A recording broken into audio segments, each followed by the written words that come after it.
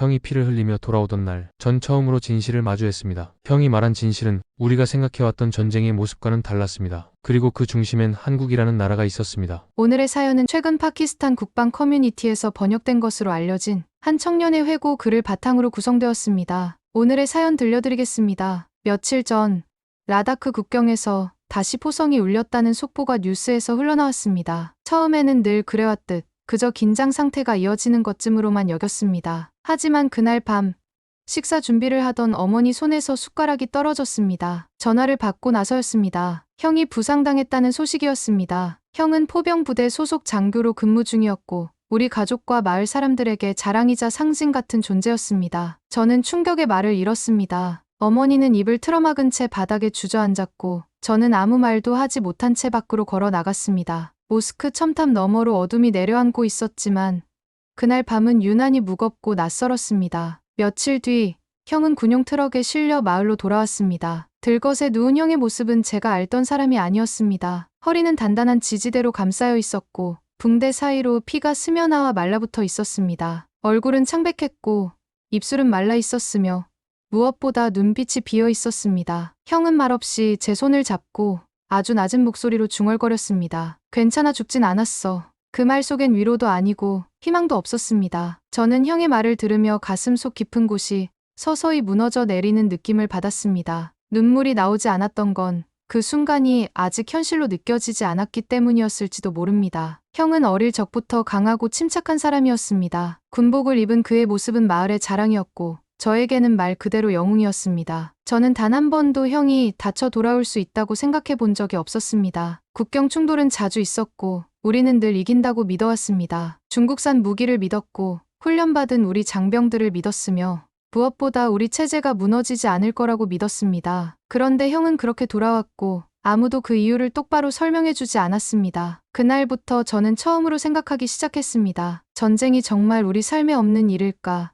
아니면 우리가 외면했던 것뿐일까? 형이 병원으로 이송된 날 밤 마을에 관해선 군 발표 영상을 함께 보기로 했습니다. 화면에 떠있는 단어가 낯설었습니다. K9 바즈라 자주포, 인도군 실전 배치 확인. 옆자리 아저씨가 중얼거렸습니다. 한국 무기야? 그 나라가 포를 만든다고? 누군가는 웃으며 말했습니다. 가전제품만 만들던 나라 아니었어? 저는 묘한 불안감 속에서 화면을 바라봤습니다. 그 순간 뉴스 앵커가 또렷한 발음으로 말했습니다. 이번 라다크 충돌에서 인도군은 한국산 K9 자주포를 전면 배치해 사격과 슈트앤스쿠트 전술로 파키스탄 포대를 제압했습니다. 기계가 포신을 세우고 불꽃을 뿜는 장면이 화면을 가득 채웠습니다. 그리고 곧 자리를 이동하며 연속으로 사격했습니다. 해설자는 설명했습니다. K9은 사격 후 30초 내 이탈이 가능한 슈트앤스쿠트 전술을 구현하며 고산 지형에서도 높은 기동성과 정밀도를 입증했습니다. 마을 안은 조용했습니다. 누군가는 우리 포는 왜 저렇게 못하지?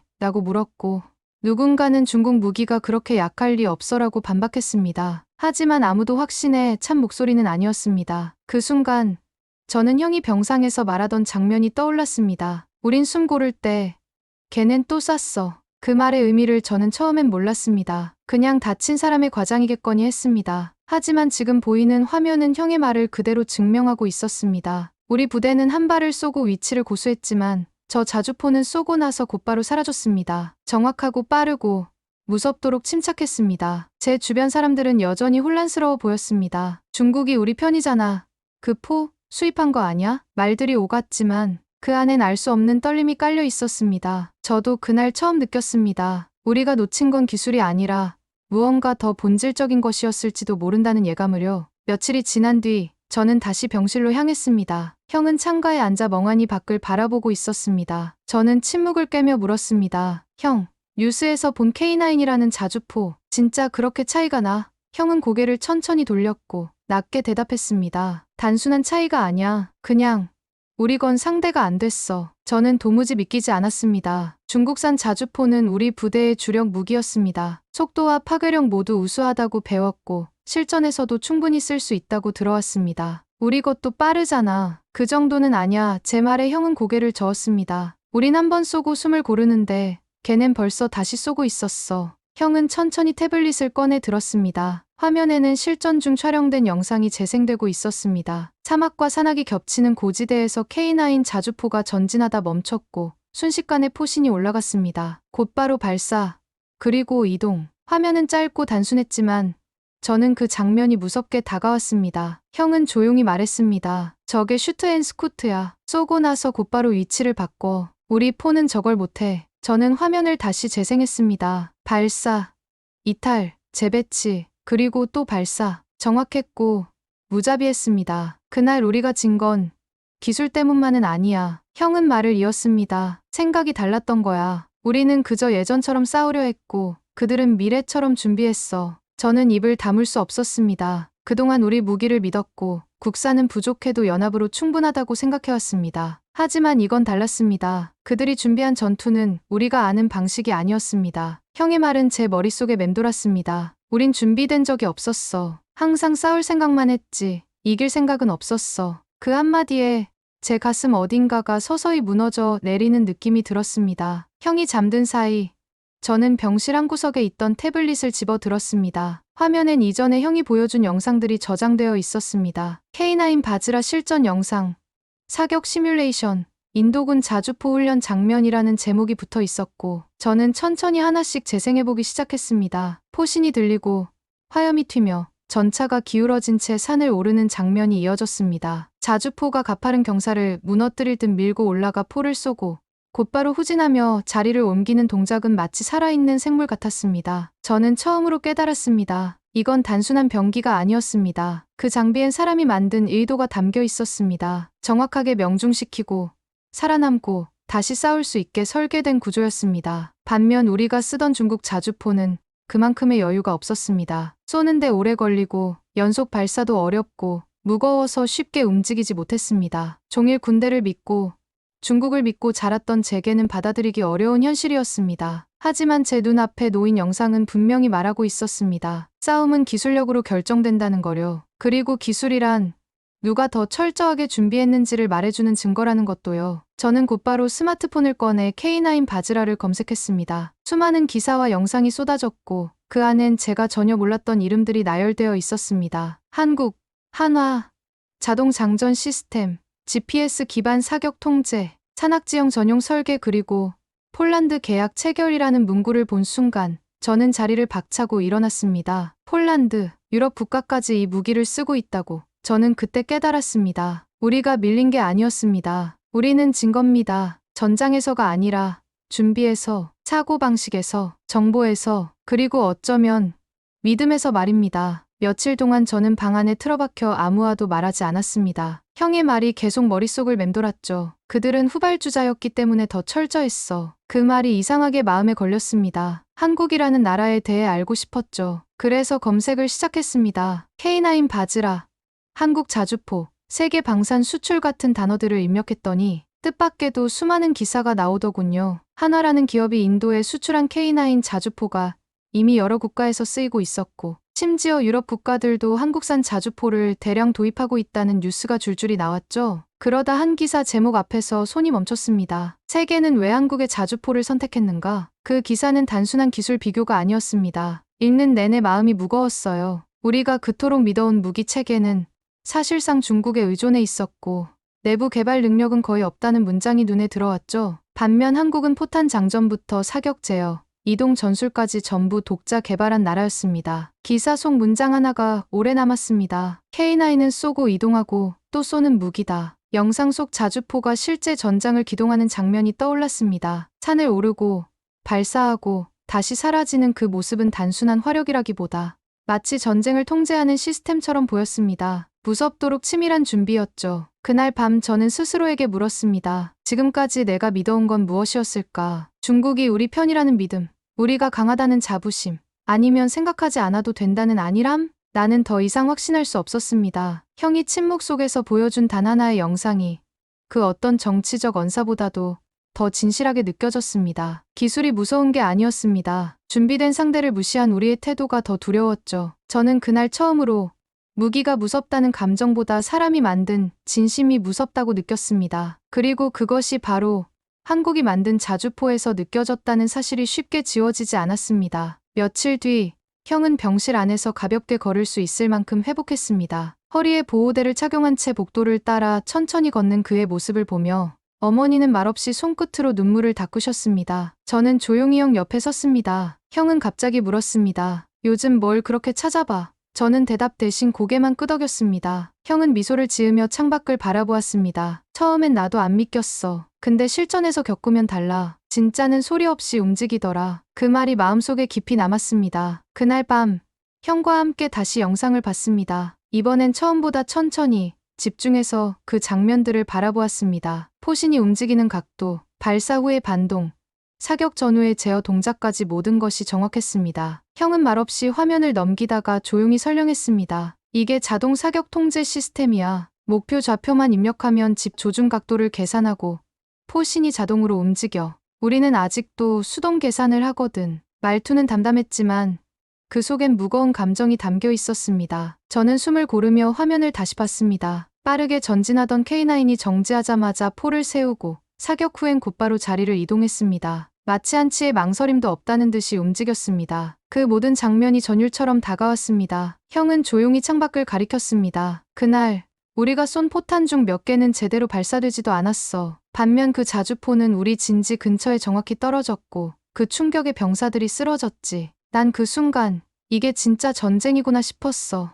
형의 말에 방 안은 조용해졌습니다. 저는 아무 말도 하지 못한 채 고개를 끄덕였습니다. 형은 그 전장을 실제로 겪었고 저는 이제서야 영상 속에서 처음으로 그 현실을 마주하고 있었습니다. 화면 속 불빛 하나하나가 포신 하나의 움직임이 그제서야 저에게는 사람이 만든 철학처럼 보였습니다. 그리고 그것이 더 무겁게 다가왔습니다. 며칠이 지나자 마을 사람들 사이에서도 조심스럽게 말이 돌기 시작했습니다. 누가 먼저 말을 꺼낸 건 아니었지만 분위기는 분명 달라져 있었습니다. 이번엔 좀 달랐던 것 같더라. 이제는 우리가 밀리는 거 아니냐. 그런 소리가 나왔고 누군가는 한국이라는 나라, 괜찮은 무기를 만들던데라는 말도 했습니다. 그 말은 충격보다는 낮은 목소리로 퍼져나갔고 사람들의 표정은 어딘가 복잡해 보였습니다. 우리는 항상 자신 있다는 말만 해왔기에 지금과 같은 분위기는 분명 익숙하지 않았습니다. 조용하지만 분명한 감정의 변화였습니다. 사람들이 무서워하는 건 총이 아니라 진심이었습니다. 이번엔 그들의 준비가 우리와는 달랐던 것 같았습니다. 어릴 때부터 우리는 늘 중국을 믿고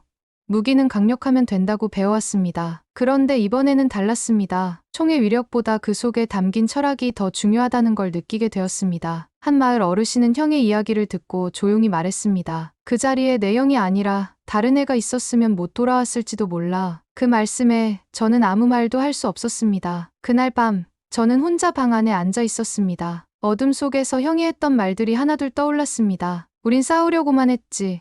이기려고 준비하진 않았어. 그 말이 마음속에 깊이 박혔습니다. 형의 부상은 단지 포탄의 위력 때문만이 아니었습니다. 우리가 믿어온 방식, 우리가 의심하지 않았던 체계, 그 모든 것이 누군가에겐 허점으로 작용했을 수도 있다는 생각이 들었습니다. 마을의 분위기는 여전히 조용했지만 저는 느낄 수 있었습니다. 이 작은 변화가 언젠가는 큰 전환점이 될 수도 있겠다는 것을요. 그리고 그 시작에는 한 자주포가 있었습니다. 며칠 뒤 형과 저는 다시 병원에서 영상을 함께 보았습니다. 처음엔 단순히 기계처럼만 보였던 자주포가 이제는 달리 보였습니다. 포신이 천천히 올라가고 발사와 동시에 이동하는 그 장면이 마치 오케스트라의 지휘처럼 정교해 보였습니다. 형은 조용히 설명했습니다. 이건 그냥 무기가 아니야. 이 나라가 전쟁을 어떻게 보는지 그 시각이 담겨 있는 거야. 저는 그 말을 곱씹었습니다. 우리가 배워온 전쟁은 강한 무기를 많이 가지는 것이었고 빠르게 쏘는 것이 이기는 것이라 생각해왔습니다. 하지만 이 무기는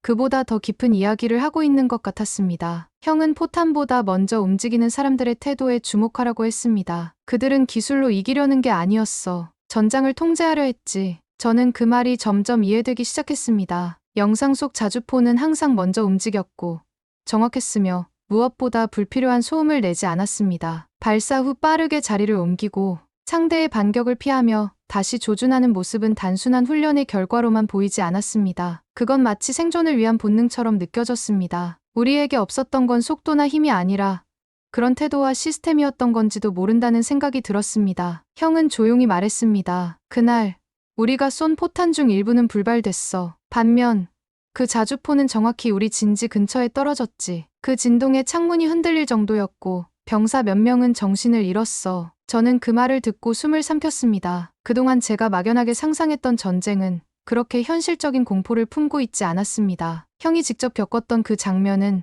숫자나 통계로 설명될 수 없는 일이었습니다. 제가 화면으로 본 그 포의 움직임은 단순한 기술이 아니었습니다. 그것은 준비된 자만이 보여줄 수 있는 질서였고, 저는 그 앞에서 한없이 작아졌습니다. 형이 퇴원한 날, 저는 조용히 형과 함께 마을 뒷산으로 향했습니다. 형은 아직 허리에 보호대를 착용하고 있었지만 햇빛 아래에서 다시 걷는다는 사실만으로도 어머니는 안도한 표정을 지으셨습니다. 산길은 완만했지만 형의 걸음은 느렸습니다. 저는 형의 옆에서 묵묵히 걸었습니다. 말없이 흘러가던 시간이 어느 순간 멈추듯 형이 갑자기 입을 열었습니다. 다시 군인이 될 수 있어도 난 또 될 거야. 다만 이번엔 다르게 준비했겠지. 그 말이 마음에 남았습니다. 형은 싸움이 아니라 준비의 부족을 후회하고 있었던 것이었습니다. 하산하는 길목에서 형은 제 어깨를 가볍게 두드리며 물었습니다. 넌 어떻게 할 거니? 저는 한참 망설이다가 조용히 대답했습니다. 입대하려고 해. 형처럼. 형은 잠시 저를 바라보다가 고개를 끄덕였습니다. 그럼 내가 본 걸 가져가야지.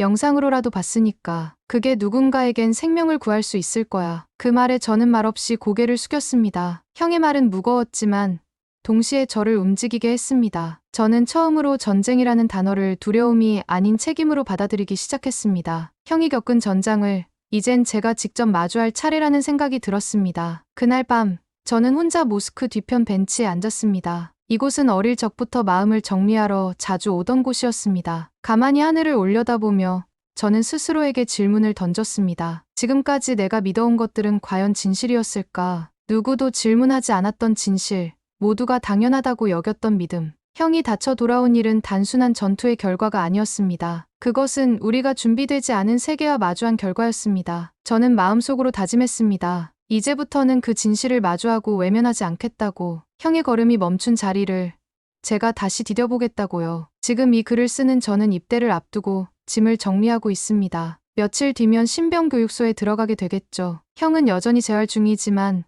걷는 시간도 조금씩 길어지고 있습니다. 어머니는 아들의 둘 다 군복을 입게 됐다는 사실에 걱정과 자부심이 섞인 미소를 짓고 계십니다. 며칠 전 형과 함께 뉴스를 보다 또다시 K9 자주포의 수출 소식을 접했습니다. 예전 같았으면 흘려들었을 이름이 이제는 가슴 깊이 새겨지는 단어가 되었습니다. 화면 속의 무기보다 그 무기를 만든 나라의 정신이 제게 더 크게 다가왔기 때문입니다. 형은 저에게 자주 말했습니다. 진짜 무서운 건 총이 아니라 준비된 상대야. 저는 그 말의 의미를 이제는 조금 알 것 같습니다. 한국이라는 나라는 단순히 무기를 만든 게 아니라 전쟁을 바라보는 방식을 바꾼 나라였습니다. 누군가는 더 많이 쏘기 위해 무기를 만들지만 누군가는 덜 쏘고도 지킬 수 있게 만들죠. 저는 그런 차이를 늦게나마 알게 되었고 그래서 지금 이 길을 선택했습니다. 앞으로 제가 어떤 임무를 맡게 될지 모르지만 하나는 분명히 마음에 새기고 있습니다. 무기를 손에 들었다는 건 반드시 그 안에 지켜야 할 가치가 있어야 한다는 사실입니다. 파키스탄 청년으로서